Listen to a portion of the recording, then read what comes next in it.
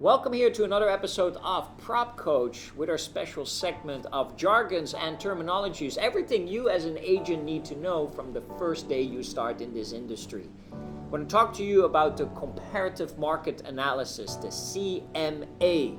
You might have heard this in many more videos that we did before here at PropCoach, but let's just do the simplified version.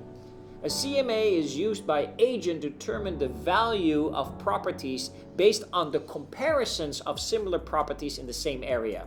So you simply take a graph and you put one property there and you find 3, 4, 5 similar properties and you look at what are the selling prices, how many bathrooms, what kind of amenities, what kind of features, what is the age of the property. All of those things are going to be important to compare properties with each other. Why?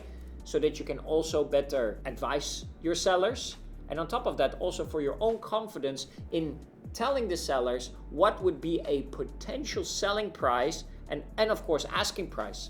A CMA is widely used by real estate agents to keep themselves up to date on the recent changes, patterns and trends in the market, and always making sure that they stay updated on the latest value within that market. A CMA is usually done every 3 to 4 months, but most agents even do it for every new listing that they get.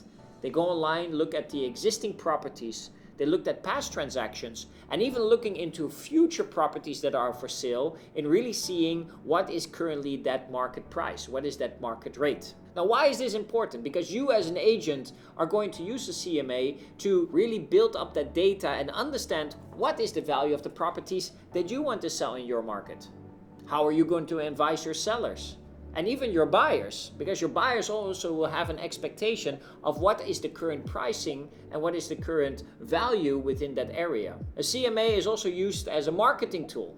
Sometimes agents use it to build their market reports and send that out into emails, or maybe even set up a landing page, and in return for collecting some data, they send this market report to all of their potential clients. Now, who is involved? Usually the agent is involved in setting up a CMA. He really wants to know what are the comps.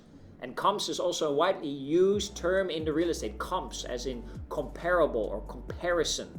Sellers always want to know the comps. They always want to study what is selling in their neighborhood.